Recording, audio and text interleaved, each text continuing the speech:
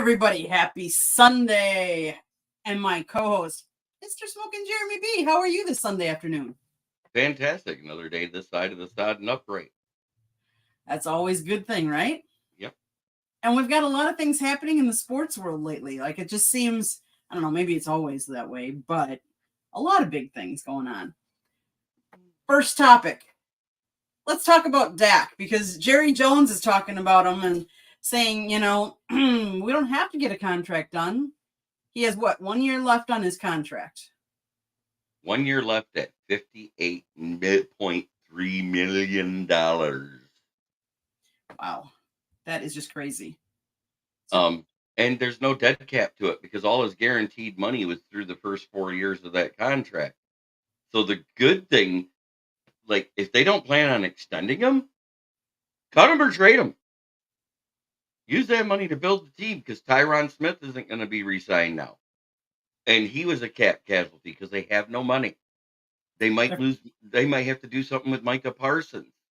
They might have, Leighton Vander Esch has got his health issues that he's always had. And every year you get this, well, are we going to do something with them? Are we going to keep them? Are we going to play them? So they've got a lot of decisions to make. They've got some more contracts that they need to free up money for. $58 million. They're $4 million over. Yeah, right they're now. $4 million over. $58 million. That makes them $54 million under the cap. And lo and behold, after that $18 million in rookie salaries for the draft, oh look, you got enough to sign a key player and get some filled in guys. And arguably he is coming. He's a 30-year-old and he's coming off one of his best seasons in the regular season. Yeah, but it's the postseason. He can't. Keywords, because Jerry Jones did say last year, this year is the Super Bowl or bust year. Mm-hmm. They compiled the Cowboys have compiled a 2-5 postseason record with Prescott as the starter. Most recently losing 48-32 to my beloved Packers back in January. They haven't reached the NFC Championship game since the 95 season. That's a long time for the Cowboys. I mean, everybody thinks that they're America's team. Kudos to the Packers and Jordan Love. He has a better win percentage in the playoff than Dak Prescott. On accident. On accident. You got to admit, because we didn't know what to expect out of the Packers. We talked about it before the season. Yep. But we both were kind of in that middling area, which was right. Mm-hmm. We both thought 7 to 10 wins tops. Yep. And I said, and it really depends on the Vikings and the Bears and whether or not they can maintain their because the Bears got a tweak better, a game better last year. They got 4 games better this year. Mm-hmm. Vikings, on the other hand, who was top of the NFC North last year, had a 6-win loss. They dropped from 13 to 7. And we all knew this would happen because the defense wasn't as talented as the previous year. And I despite the wonderful job that Flores did there, and I'm not taking anything from him at all. Mm-hmm. It'll be interesting. I'm trying to think of the polite words to say it, and I almost can't. So I'll just leave it alone. Mm-hmm. You can't make someone who's not good be good. Right. How's that? That sounds great. I mean, hey, let's face it. The Cowboys are the Cowboys. I mean, there are a lot of people, either you love Zach or you don't, and like we said, there are some quarterbacks that are just really good in the regular season, but for some reason, I think it's their defense gets exposed in the postseason. Their defense is a lot like Trayvon Diggs was the year he was the interception list leader. They're gamblers. They take big swings to make things happen. And when they hit, they look fantastic. When they miss, oof. As Jackie Gleason would say. Oof. Yes. Oof. Well, Zach, it remains to be seen whether you'll be signed again or not. To be D. And let's face it, they could trade him, like you said. They could trade him or cut him. That'd be a big salary. And it almost makes sense. Right out there with a guy you have no expectations on, you gave up very little in a trade for, um, and $58 million is the biggest salary this season for any quarterback, even with all these big signings, because of the Mhm. way they backload contracts so that they can keep teams together while these guys are under those huge bloated contracts. At the time when Dak signed, I think Dak was the highest paid quarterback for 1 week, and then all of a sudden Kyler Murray comes up. Here I am. Mhm. Exactly. Okay, on to our next topic. Inter Miami. We don't talk MLS very often, do we? It's still a league. I'm just kidding. It is. Well, Inter Miami is down here in my neck of the woods. In fact, they just had new naming rights to the stadium down here in Fort Lauderdale. It is now Chase Stadium. Instead of DRV Pink, it is now Chase Stadium. But the reason why we're going to talk about them, their coach came out and said, we are expecting too much work from our Argentine star, Lionel Messi. What? A coach is saying we're expect too much, working him too hard? Wait. A coach is saying that? I'm trying to wrap my head around it still. I mean, when you told me this just prior to the show, I'm like,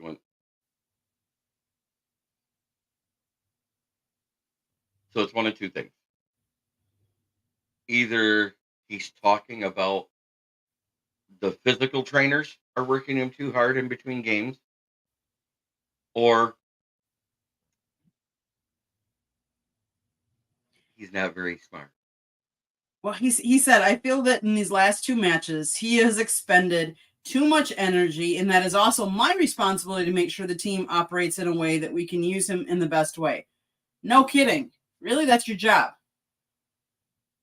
Your job, I don't know if he was trying to use this for more for motivating the rest of the team, or if he was using it as self-infliction, but yet he was voicing it out to the world. Like, I don't I, understand. I, I I'm still trying to wrap my head around it. Like I said, Me too. I um, mean, I don't get it. Um, you are the coach. You decide how much players play. You decide how much they work out between games. You decide how long they stay on the field. If you know a guy is damn near the crypt keeper of the league, maybe you shouldn't have him on the field for 80 of the 90 minutes. I'm just saying. I mhm. understand he's an amazing talent. I understand you Right. need to score goals to win, but it's also up to you to do the load management of a game. I'm not talking Mhm. about management of his season. I'm talking about Right. in the game. Um, Lionel Messi's the type of guy that you could probably depend on him for 65 to 70 minutes of the game and no problem. Give him a break just before the end of the first half, and then bring him in a few minutes late in the second half. Let him rest a little while longer. Let him get a bigger break in the middle, and you might have better performances out of your older player because they need that better recuperation time in between. I'd It's the agree. same in the regular workplace. That's the reason why a lot of places went from half-hour lunches to hour lunches. Mhm. Let the people rest in the middle, and they get more production out of them in the afternoon. I agree. I mean, he is a big star, but and we always, well, I shouldn't say all we, and but there are some of us that have been talking about the NBA and their load management. And their load management is not that they sit them for a couple minutes, they sit them for an entire game. Now that is not something I would recommend because you're trying to win all these games. And I don't think that's what he's asking or needs. But you're right. He needs more minutes on the bench, not all the minutes in the game, every game. But he's a professional too. Right. Talk to And him. Have more, say with him. So and the trainers, how much can his body take running constantly. I mean, that's a sport where you're running on the field a lot. I mean, the whole game, whenever you're in there. I mean, look at, even though it was a joke movie and it had to do with the whole year that the NFL players walked out and they used scab players to finish the season, and they made a movie about it called The Replacements with Gene Replacements. Hackman Mhm, and Keanu Reeves. mhm. The reason why Gene Hackman sounded like a real coach with those things he said is because he went and sat down when John Madden, uh, the guy that was in the show, Jim Haslett, uh, and a couple other actual NFL coaches, and said, "Okay, if it's this situation, what would you say to your team to motivate them? If you got a high strung guy, how would you talk to him?" He wanted to know that so he looked more legit. Um, maybe this guy needs to do that because the way he put that across, it sounded like he's a moron.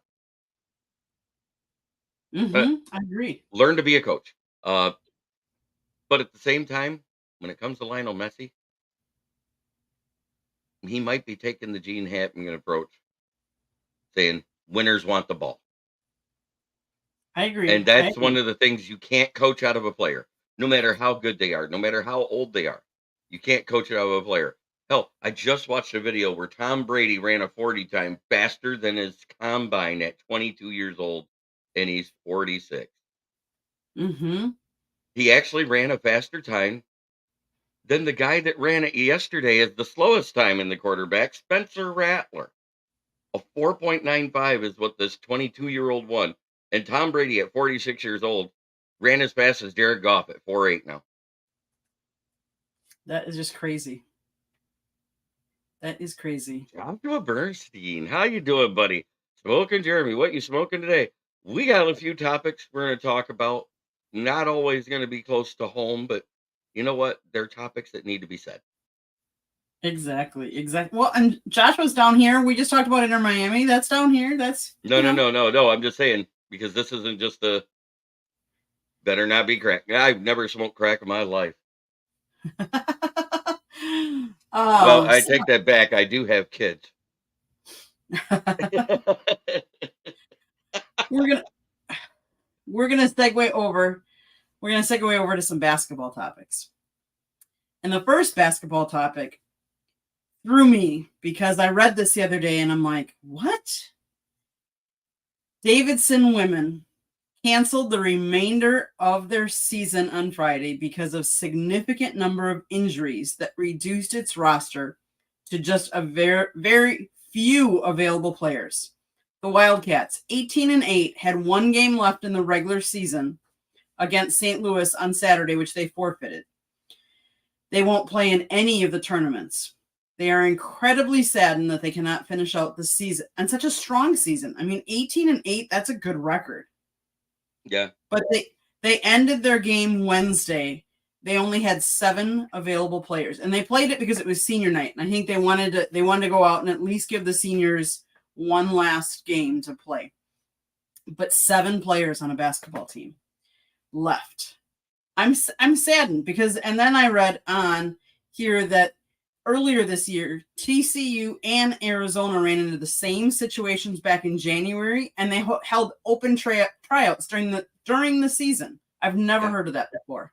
So before we go delve into this topic, Yes. one of my buddies came up and said, "What up, JB? Who's the beautiful lady with you today?" That is my publisher's wife, the editor-in-chief of the South Florida Tribune. She's the one that makes my articles hit the web. So much respect for you Thank you, Brent. recognizing her, Brent. Thank you. Joshua says the heat or fire, and wow is right. Yep. That's Mrs. Madmouth. Yes, yes, yes. Yes. That's funny. Yes. So, it's a shame because I think men's basketball get like 30 scholarships and five to 12 walk-ons for the men's basketball. And evidently this means they don't do the same for the women. Because there is absolutely no way you're telling me that 23 contracted players and 12 practice squad players are sick or hurt at the same time. Unless they they're sampling and they're working with the medical division to test out the new Pfizer vaccine. But that's another story. Yeah, I was shocked. I was just shocked. So, Staying with college basketball, though, there is a game on right now. So if they're not watching, hopefully they're all watching us, and then they can go back to the game and watch it afterwards because it is on. It's nationally televised on Fox today. It's Iowa versus Ohio State, and Ohio State's ranked higher, but Caitlin Clark is on point or on track to beat the all-time record. She currently has 6 points in the game, and I believe she needed 12 more. 12 more because it was 18, I thought. Yep. So she's already got 6. You know what, Joshua Burstein, you're exactly right. The Panthers spanked the Red Wings last night. It's not that big a deal, really, because we had a good enough lead up on the 8th place position. We're probably still going to make the playoff, and that's more of what it's about. You guys are the top team in the league. We should expect to lose against the number 1 seed in the regular season. Mm-hmm. And I think the Red Wings lost their composure yesterday, and I think that's something that a coach has really got to coach them with because, yes, they got spanked, and we're talking about a second-year coach with a bunch of first-year guys. Correct. But that's why you play the game, and that's why you have learning experiences. Back to that Iowa game, though, I just want a couple more little points. My 1 point is the average price for that ticket was $459 for this game. The most expensive ticket for this game was $5,956. I bet you the whole league for college revenue for women's basketball, probably not 5,009. I mean, that takes a long time for a program or a school to make that in ticket sales. Yep. Joshua Burstein, thanks for watching. See you later. Yeah, it's great to hear from you. Kate, wow. I mean, the prices of seats. They always say the sport is for the average fan. When you hear prices at the upper end, which is about a third of the poverty level income, which 55% of America is considered in poverty at how much they make right now. Mm-hmm. How is that for the average American? How is, look at your playoff tickets. They triple. The Super Bowl goes double that. So how is that for the average fan? It's why you see a lot of your local star power show up at playoff games because the average fan can't afford it. Correct. What was it? 1,802 was the nosebleed seat for the Super Bowl. $1,802.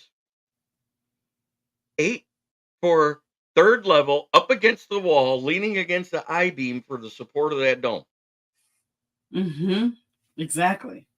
Like, I can't imagine those prices. In a little bit, Brent. This is more of a around the world of sports. We're going to cover a little bit of everything. Right now, we did women's basketball. We talked about the prices at the Iowa versus Ohio State at Iowa. Excuse me. Mm-hmm. Yeah, because at Ohio State, you couldn't get those guys to pay that kind of price to go watch Ohio State possibly get beat by Caitlin Clark. Mm-hmm. Yes, Brent. We appreciate you watching.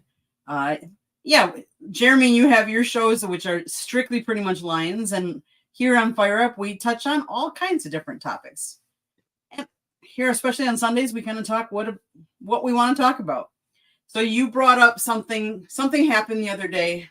LeBron. Tell me what happened. What did LeBron do now? Well, let's go to where I think he deserves a little criticism first. Because not very often do you have anything to say bad about somebody at the upper echelon of any sport. As a human being, he's great. But the way he's handled his son in this whole college and the draft thing, he cleared his contract up because he came out and said, whoever's going to draft my son, I want to go play there my last year. So he structured his contract so he can walk out, not cost the team or him any money. That's all fine and dandy. But when your son is playing so bad at the team you gave enough money to, they put him on the roster, that he's a backup player averaging 5 points a game. Um, there's a good chance he could end up being an undrafted free agent. Mm-hmm. And if that happens, which I think would be the better situation for LeBron, he needs some development. Mm-hmm. If he's signed to that walk-on player, he doesn't have to have a big agent that takes a percentage of his money. He can let his family be his agent who's been in the business and have their own business Mm-hmm. and go straight to the G League and not be the center of attention. Right. But to offer to put that pressure on an 18-year-old going on 19-year-old kid like LeBron did, and then he comes out and tells everybody back off his son because he's having a bad time right now. Let him just play and be in college. You ruin that by setting the expectations you did for him. Yep. In other words, sometimes it's better to be thought a fool than open your mouth and put your foot in it and remove all doubt. Oh yeah. Oh yeah. Let your son be him. I mean, he's already gonna have pressure just being your son. Like everybody's gonna compare and say, "How good are you?" Like you already have a level of expectation that people are putting on you without you as a dad coming out and saying stuff like that. Like, don't let him be him. Yep. But LeBron did something yesterday. And I'm going to put it into perspective before somebody poo-poos it, because it's an amazing feat. Mm-hmm. LeBron is the first player in NBA history over his 21-year career, 40,000 points. We're not talking, he already passed Wilt Chamberlain and Kareem Abdul-Jabbar to become the scoring leader, and Michael Jordan and Kobe Bryant. All those guys kept falling off one after the other every year. And Yep. we saw him hit the record finally last year, and now he hit this benchmark. And let's put it into perspective. He's had 2 Hall of Fame careers in the same career. His first 10 year, he had 22,000 points. In the last 11 years, he's had 18,993 points. Mm-hmm. Let's put it into more perspective. If you wanted to score 40,000 points, pick any spot on the floor where you think you could hit 100% of your shots. You have to take 20,000 20,000 shots from that spot on the floor consecutively for 17 straight hours without a miss. If you miss, rest, go start over. Mm-hmm. It takes 17 hours to make that many shots in a row. Just to take. So in other words, you have to go 20,000 for 20,000 to get it done in the minimum amount of time. Ironically, I was reading he scored with the Miami Heat 7,919 points. With Cleveland, it was 23,119, and now with the Lakers, 8,980. That's a lot of points.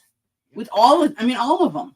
And to have a career as long as he has. And still being effective. He's averaging 25 points a game per year these last couple of years or more. Mm-hmm. Or more is the key. Right. I don't care what any... I'm sorry. He's got the help to do what he wants to do, but he shouldn't have put that pressure on his son, is all I want to say. I agree. I mean, whether you like LeBron personally or not, whether you like his antics outside of his game, that's not what we're just debating here. We're just talking about his level of play still and hitting 40,000, And of course, the whole with his son, that, yeah, I don't get that, but it is what it is. Jeremy, you want to talk a little Lions? Because it looks like, is Yeah. undone, and everybody loves hearing Lions stuff from you.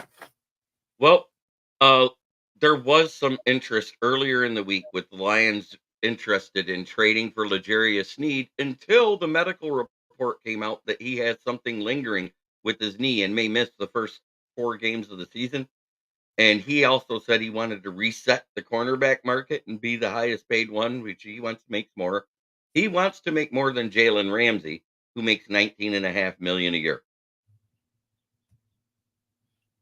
So that report came out actually on Saturday, is undone, about the Lions interested in trading for L'Jarius Sneed, happened on Wednesday. So it's all been covered up by the whole draft news. Jonah Jackson is expected to make about $16 million to an open market. The guard market's going to go crazy. No, your mid-tier guys are still going to be your 7 to 10 million guys. It's what it's always been. That's your rank and file, your average starter salary in the NFL. The top players always make more. The bottom feeders always make less. It averages out every time to where that 7 to 10 is the mid-range. So, yeah, but your top tier guards, like everybody thought they were going to get the guy that just left Miami and be able to get him at a discount. If Jonah Jackson, yes, he's been an All-Pro and a Pro Bowler in his career on a rookie contract, is going to make $16 million. You better be able to bulk up that paycheck to get the other guy who's technically the best guard in free agency right now. Tyron Smith of Dallas Cowboys is expected to be cut as a cap casualty. Things I have all talked about. $58 million contract in the last year of a contract, where you got to debate on cutting a quarterback who has great regular season production, but you need the cap room. Mm-hmm. I hear you. So, well, it's undone. Love you, brother. I thank you. I've been paying attention to it, but I also paid attention to medical reports that followed 2 days after, and I'm like going, oh, maybe not. That's why you'll probably see him go after a free agent guy. Brad Holmes is not the one to throw a bunch of top picks at a player. It was Les Snead of the Rams that did all that trading of the first round picks. The only year he agreed to it was the year that Jalen Ramsey became available on trade, because there wasn't a good corner in that draft. Do you think Chicago keeps the first pick, or do you think they trade him? There's been so much smokescreen about whether they're going either way. We don't know. We don't know what Ryan Poles is thinking. Is he an evil genius? Or is he, like most of the Bear fans, delusional? We don't know. I personally think they came out and said they're going to build around Fields. I think they've been blowing up this smokescreen to get as much interest in that first pick to get Caleb or Drake. And they're going to take a boatload of picks and move back. I think that's really what's going to happen. They're going to be, because think about it, it's not their pick, it's Carolina's. They can say, have one pick at the top of the draft, or get 3. Who do you think will trade up to get it? Who will give up the most, do you think? Well, think about it. The Commanders are second right now. They can sit where they're at and take whoever the other team doesn't. Patriots is 1. Cardinals are trying to get out of 4, but they don't really want to get a quarterback because they got 2 more years where they're dead cap locked into Kyler Murray. Oh, that was a great contract. But I think it's Atlanta. Because if Atlanta's not trading for Fields, they'll want to move up to 1 and be able to get who they want. And they have the draft capital and the cap room to do so without it hurting them. There you go. Jeremy, any other topics you want to bring besides your parting shot? Man, I talked about it last night for my day 3 combine review, but we have a NFL combine record holder at 4.21 confirmed second 40 time in Xavier Worthy. And before you all say, oh, he's tiny and small, you need to go watch his game film. One of the things he likes to do is catch that short screen or slant pass and run so hard he bowls over safeties at goal line. So he runs like Tyreek Hill because there's no one else you can say that runs like that officially that's been clocked at the combine. Mm-hmm. He bowls over guys like he's 6'1" at 5'11".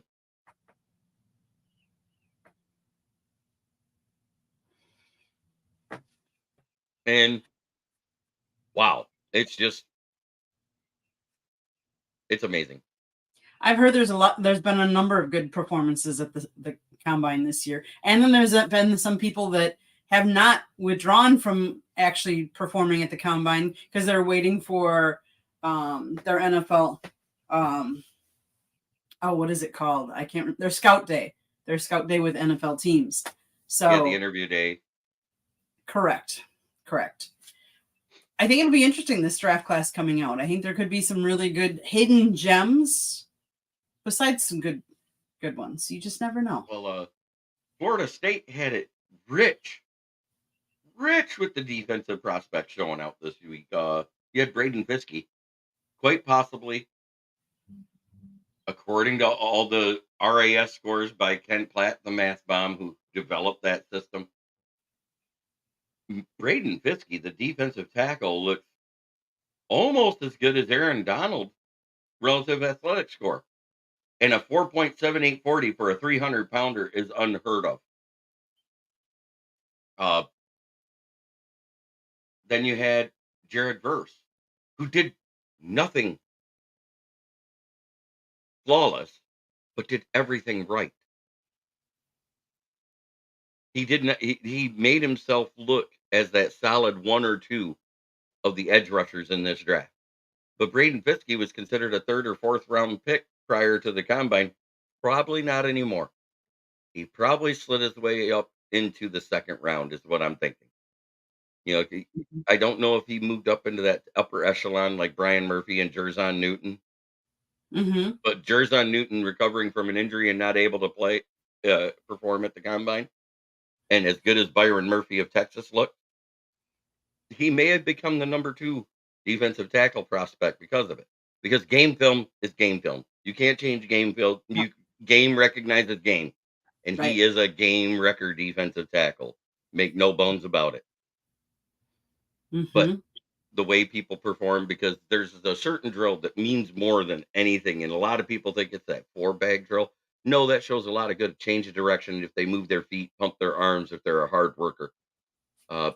It's that run the hoop where they set the 2 hoops up and they got 2 towels out there and they have to go around the corner, pick up one, run around the other way, drop it off, pick up the other one and run back around and then go all the way in the opposite direction.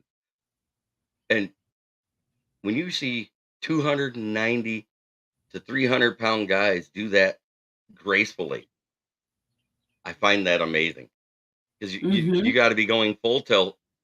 You got so much time to do it. And I really think that drill needs to be put into that RAS score. Because I think a lot of these guys that were borderline because they weren't the fastest guys out there, but they're putting up average numbers, would have better scores on it if they track that drill, because that one means the most because it shows the bend they have. And where bend is important is defensive ends and defensive tackles, because leverage is how you break blocking, and you got to get low to do it. Mm-hmm. I agree. Caitlin's down to she only needs 4 left to break the record, just for everybody. And it's still the first quarter? It is. We are in the second quarter. Only 3:31 left in the second quarter. Iowa's up 38-32. Congratulations to her. And anybody that's going to tell her, well, Pete Maravich only did it here and he didn't have the 3 ball and he didn't have this and he didn't have that. I don't care. Yes, she's playing a year longer than him. Yes, she's had an amazing career. Let's see what she does at the professional level. That's all I got to say. Let her have her laurels. Oh yeah, exactly. And the fact that she's brought attention back to women's hoop it's really great. You know, I mean, it's what it's her sport. It's a sport she loves. She plays it well.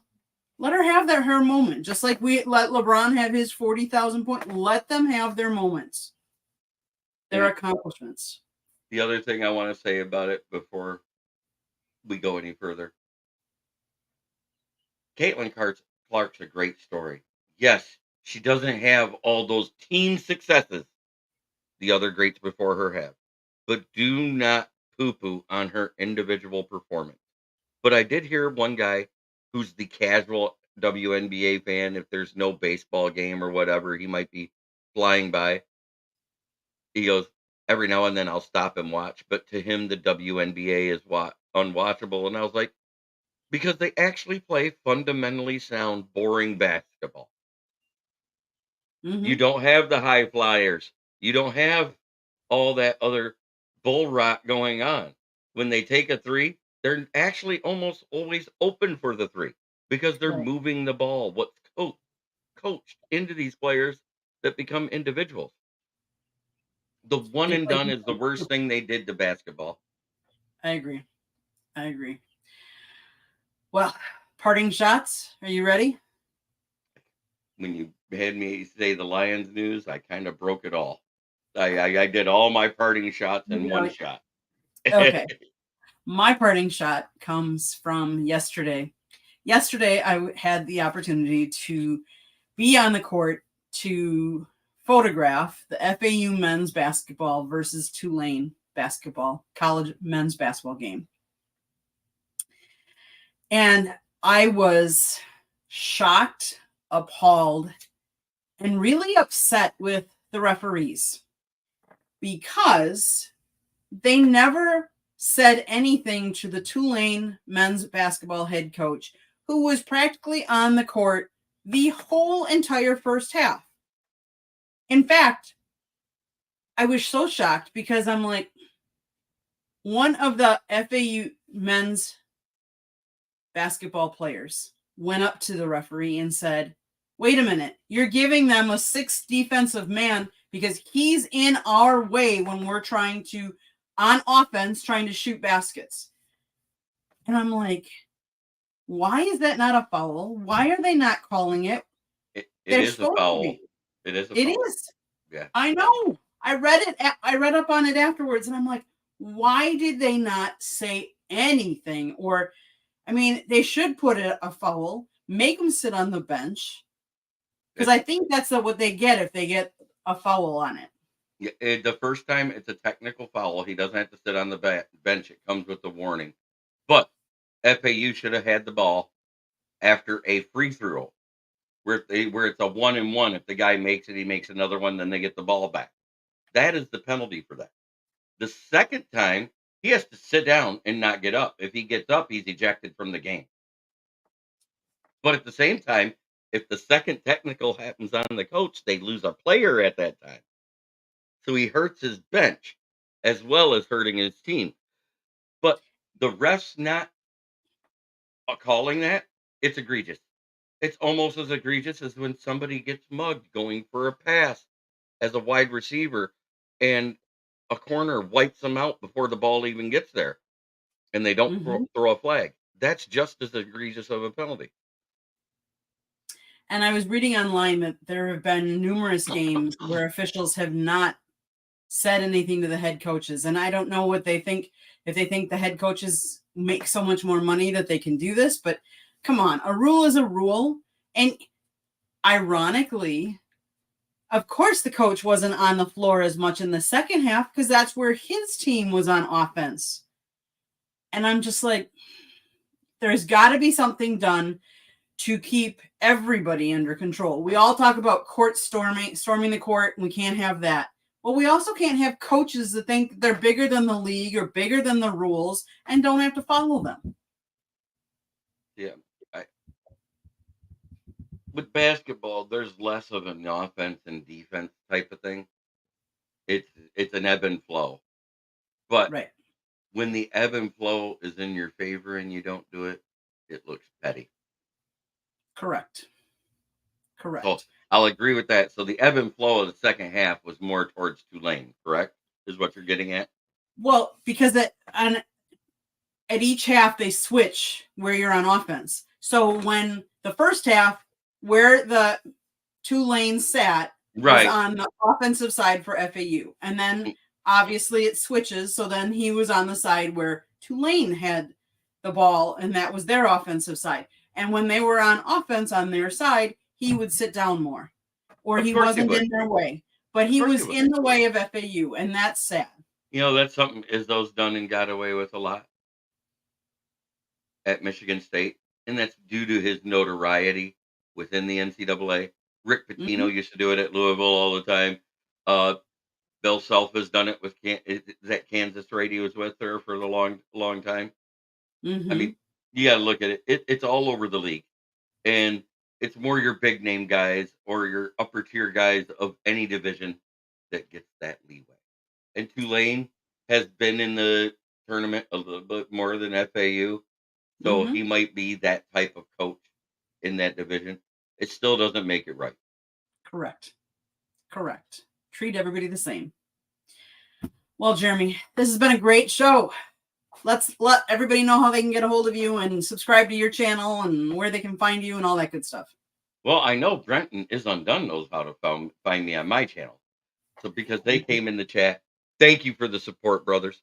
Uh, but you can find me right here on any of the fire ups on the South Florida Tribune YouTube channel, occasionally on Inside the Pigskin. Who knows where else Scott may need me, but I go there if he needs me.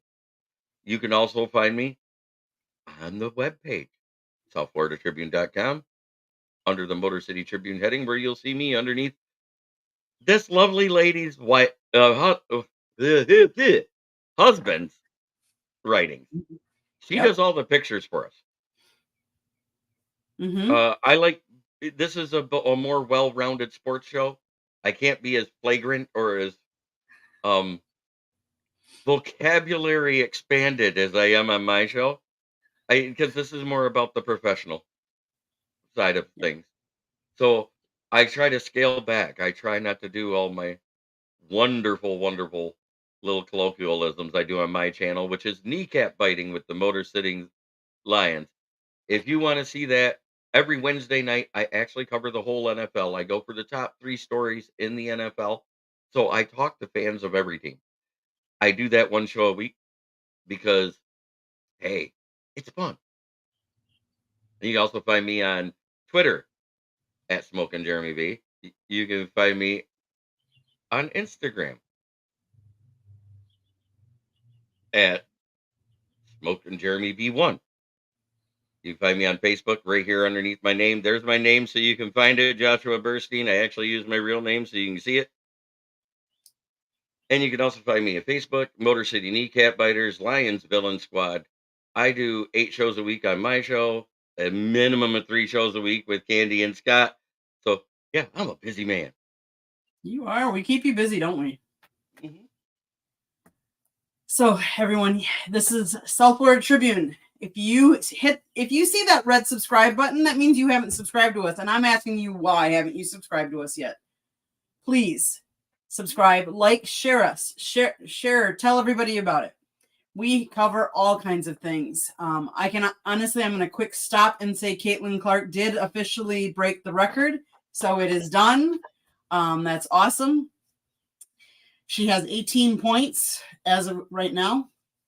They're going into the halftime. But anyways, back to www.southfloridatribune.com. That's where you can find our website. You can find writings of Jeremy, George Eichhorn, my husband Scott. We get all kinds of press releases from the Dolphins, the Jaguars, the Lions. We put up quotes. We put up, let's see, FAU sends us stuff, USF, you name it. All local colleges, the Gators send us stuff. Who else? Nova University sends us stuff. We get stuff from the Marlins. Yes, Jeremy? I wanted to ask, what was that first team you said where we get quote sheets from the pressers and stuff? What was that first team you Miami mentioned? Dolphins. No, I'm sorry, the other one that matches this color right about here. The lions. Yeah, I wanted to say something about that. When I say I have inside information, it's because I'm reading into what they actually say out at Allen Park when they're in those pressers. That's my inside information. I do not have a source. I do not have a guy standing in there going, "Hey, um, Brad Holmes said this today." No, I get a quote sheet that I get to read, and it goes right to the periodical that I write for. So if you want to know what I know, read them. Exactly.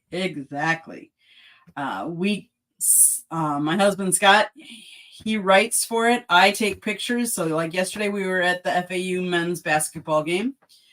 We will be looking at some Miami Marlins games coming up. I know Scott's going next Saturday to the FAU. It's their last home game of the season. Unfortunately, I'm going to have to work my real job, so I will not be there to accompany him on Saturday, but that's what life is all about, right? You got to pay for the bills So and stuff. next Saturday, not a good day for you. It's okay. It's okay. But yeah, Scott, my husband, wrote a book. The picture is above Jeremy's. It's Lessons from the Microphone, tuning into the enduring wisdom of visionary leaders. Basically, he wrote about his time in the media over the last 44 years. Interviews. He talks about who he's interviewed, some of the best interviews, sports broadcasters, sports personnel, how the media has changed over the years. Now we're on social media. We're doing YouTube. You know, we used to turn into the TV or radio all the time. Well, now we got YouTube these days. I appreciate everybody that was in the chat today. This has been a really fun episode. You can always hear our broadcast on wherever you get your podcast as well. Don't forget that. Trying to think, Jeremy, have I forgotten anything? Because, you know, it's Sunday. No, but we do have about 6 or 7 or 8 guys here that popped in and made little comments. Starting with what's going on, Smoking Jay. Hi, what's going on, Joshua? Smoking Jay, rip a dart. Blake, you smoking? You know, I just want to get him out because he's been a subscriber for months now. Best Lions content on YouTube. And the reason why he thinks it's the best is because I do exactly what I just did. Mm-hmm. You make sure you interact with the fans because without the fans, this show is nothing. Correct. The viewers, the subs, the likes, it all matters. So if you have other sports fans that you want to check out the shows that you like and you like the content we provide, please share them with them. Share them into the groups you're with those guys. We want you in the chat. We want to address you. So please join us. Watch us. You know, sometimes we actually have some insightful stuff to say, and other times it's just a lot of fun reporting the news. Because if you report the news the way the news is supposed to be reported, it's less opinion and more fact. Well, and if you comment enough times, you never know, you might even be asked to be on a show. We've gotten some of our guests from people that were in the chat room. Or if you would rather stay in the chat room, you can stay in the chat room. But we love the interaction. We love talking with people. That's what we're doing. That's Jeremy, you and I never knew each other. How many, going back? But look, this is our second year of working together off and on. You know, it's been more regular this last 6 months, I think it's been. Yep. But ever since Scott really gave me the fire up show and said it was really mine. Yeah. We've been working together on it a good 6 months, I would say. And I like the chemistry we built. I think we have a good chemistry. We're a little more laid back, a little different than what Scott runs. But you know what? It's still a structured show. It still goes well, and we interact so well with our people. We do. I do. And I love all the people that came in today. I appreciate all of you guys. Joshua, Brent, let's see who else is Undone, Blake, all of you guys. If you guys weren't coming on, we wouldn't have a show to do because really we would just be talking amongst ourselves. We did have that one show where we didn't get a person until like the last 2 minutes of the show, and it was so boring. I because know it went so fast, you know. it did. It did. But at the same time, sometimes it's good to have the fast, quick shows. Um, Yes. but it isn't fun without fans. That's all I'm getting. Correct. Oh, I So, agree. I agree. We're here for them. Oh, and here Ralph Ralph, Williams too. Ralph, I got your message. Ralph normally does fire up with us on Thursday nights. He was on vacation this past week. Lucky for him. But we will be welcoming him back with open arms on Thursday night. Never know what we're going to talk about because let's face it, we talk sports, but normally we talk what's really happening right then and there. And let's face it, there's 4 more days between now and then, so you never know what we might be talking about. But by accident, my Giants co-host is actually from Pennsylvania, so we got more Pennsylvania sports news. It was great. It was like you never left. exactly. Oh, you're welcome. Thank you, Ralph, for joining us and being in the chat room. We appreciate it because, like I said, he normally comes on Thursday nights. And one other thing I will leave everybody with: please subscribe to our channel, but also subscribe to the channels of everybody that is on our channels too. Because without Jeremy, he has his own channel that he likes to grow, and we want to grow together. So grow us, grow Jeremy, support both. Well, Jeremy, it's been a great Sunday so far. Looking forward to the rest of the day and what the week holds in front of us. You want to end your way that you always do? Yeah, I was just going to ask. You want me to do my tagline? I sure do. Try every day to be a better person than you were the day before, because that's the only way to make the world a better place. It starts in here. Much love, everyone. Have a great weekend. Thanks, I'll see all of the guys on my channel tomorrow. Because it's Monday. I do 2 shows. There you go.